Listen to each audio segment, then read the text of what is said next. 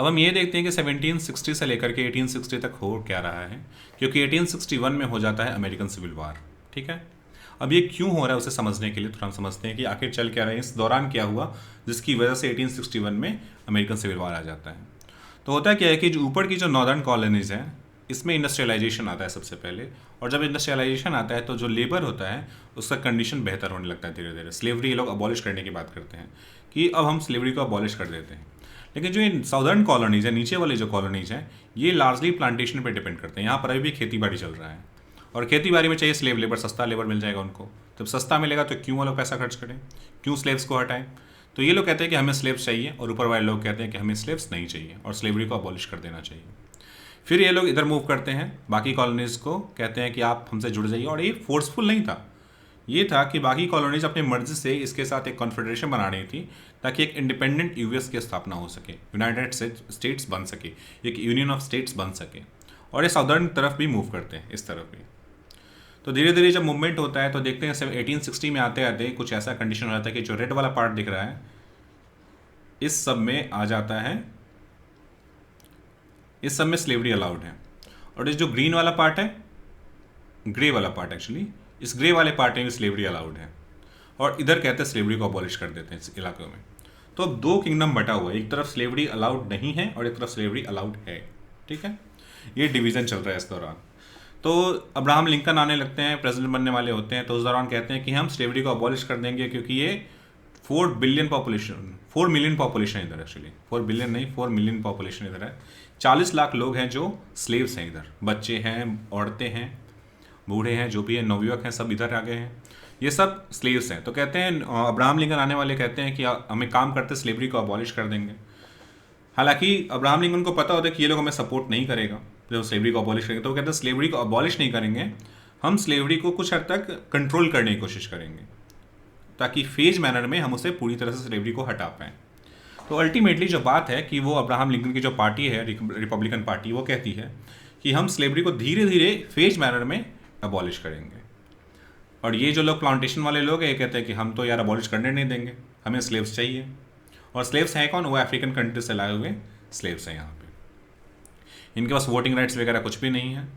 और हालांकि जो बिल ऑफ राइट्स है हमारा, थॉमस जेफरसन जिसे लिखा है, तो वो बिल ऑफ राइट्स में लिखा हुआ है कि ऑल मेन आर इक्वल, लेकिन उसमें कहीं भी स्लेव्स के बारे में चर्चा नहीं है, स्लेव्स आर इक्वल और नॉट। और स्लेव्स को वोटिंग राइट्स भी नहीं है, बहुत सारी चीज़ें जो स्लेव्स को नहीं है, फ्री सिटीजन भी नहीं है वो लोग। तो ये सारी बातें चल रही हैं 1760 से लेकर के 1860 में। और 1860 के आसपास आना शुरू होते हैं अब्राहम लिंकन। और अब्राहम लिंकन जब आने वाले होते हैं, प्रेसिडेंट बनने वाले होते हैं, तब ये लोग कहता है कि यार ये इंसान स्लेवरी हटा देगा और हमें अलग हट जाना चाहिए। तो ये जो रेड वाला हिस्सा ये कहता है कि अब हम अलग हट जाएंगे, और इसका नाम देता है कॉन्फेडरेट स्टेट। इसका कैपिटल यहाँ वर्जीनिया के पास में रिचमंड में है। ठीक है, और ऊपर वाला पार्ट कहता है कि हम तो स्लेवरी अबॉलिश कर ही चुके हैं। तो नीचे वाला पार्ट कहता है हम अलग हट जाएंगे आपसे और एक सेपरेट स्टेट बनाएंगे अपना खुद का। तो जो अमेरिकन सिविल वार होता है वो दो इशू के आसपास होता है। पहला जो इशू ऑफ स्लेवरी है, और दूसरा है राइट टू सेकीड। क्योंकि इन दोनों मुद्दों पर जो बिल ऑफ राइट्स है, अमेरिकन कॉन्स्टिट्यूशन है, वो साइलेंट रहता है। क्योंकि जो यूनियन ऑफ स्टेट्स बना था, it was a voluntary union. ये लोग अपनी मर्जी से आकर के यूएस को बनाया था। तो ये कहते हैं जब हम अपनी मर्जी से आए हैं तो अपनी मर्जी से जा भी सकते हैं छोड़ के यूएस को, ये सारे लोग कहते हैं। इसे थोड़ा हटा देते हैं हम। ये सारे लोग कहते हैं कि हम अपनी मर्जी से आए हैं, आप में जुड़े हैं, तो हम अपनी मर्जी से आपसे हट भी सकते हैं अलग। तो राइट टू सेकीड है हमारे पास। लेकिन अमेरिकन कॉन्स्टिट्यूशन इस पर शांत रहता है, कुछ कहता है नहीं इसके बारे में। हालांकि अब्राहम लिंकन बाद में आके कहते हैं कि आपके पास राइट्स नहीं है सेकीड करने का। वो हम आगे देखेंगे अमेरिकन सिविल वार में क्या होता है। तो ये दो इशू के आसपास चलता है हमारा अमेरिकन सिविल वार। अब तो समझते हैं कि अमेरिकन इंडिपेंडेंस दो तरह से आया। पहला जो अमेरिकन इंडिपेंडेंस आया वह आया पॉलिटिकल फ्रीडम।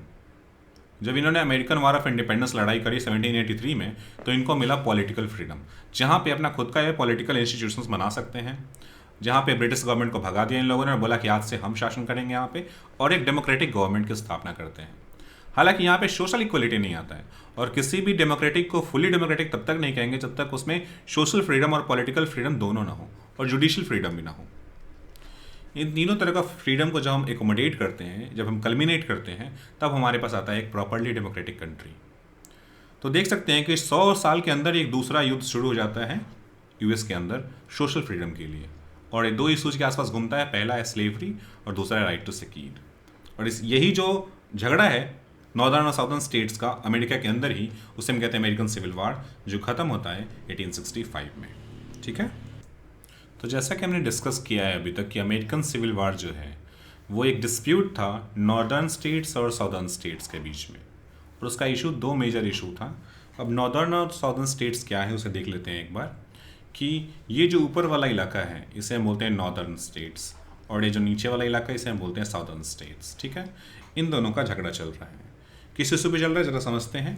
तो प्राइमरी दो रीजन्स थे जिस पर चल रहा था। पहला था स्लेवरी के ऊपर कि क्या स्लेवरी को ख़त्म कर देना चाहिए, और दूसरा था राइट टू सेकीड, क्योंकि जब यूनाइटेड स्टेट्स फॉर्म हो रहा था तो जो यूनियन था वो वॉलेंट्री था, जो बाकी के स्टेट्स अपनी मर्जी से आकर के ज्वाइन हो रहे थे। तो कह रहे थे वो, उनका कहना ऐसा था कि जब हम अपनी मर्जी से ज्वाइन कर सकते हैं तो हम अपनी मर्जी से जा भी सकते हैं। और इन दोनों मुद्दों पे जो बिल ऑफ राइट्स है, अमेरिकन कॉन्स्टिट्यूशन है, वो साइलेंट था, वो कोई भी स्टेटमेंट नहीं दिया है। ठीक है, तो अब थोड़ा देख लेते हैं कि एबॉलिशन ऑफ स्लेवरी के ऊपर क्या मुद्दा था। तो जो नॉर्दर्न स्टेट्स थे उसमें इंडस्ट्रियलाइजेशन हो जाता है पहले, और जो साउदर्न स्टेट्स है वो अभी भी प्लांटेशन पर डिपेंड करता है, एग्रीकल्चर पर डिपेंड करता है। इसीलिए जो नॉर्दर्न स्टेट्स है वो एबॉलिशन ऑफ स्लेवरी को सपोर्ट करता है, और साउदर्न स्टेट कहता है कि नहीं, हमें तो स्लेव्स चाहिए, क्योंकि उनको सस्ता लेबर मिल रहा है। उसके बावजूद जो स्लेव ओनरशिप है वो एज अ स्टेटस सिंबल दिखाई देता है, वो एक सोशल स्टेटस को मेंटेन करता है कि वो ज़्यादा अमीर है या ज़्यादा सोशल स्टेटस है उसके पास, वो भी दिखाता है।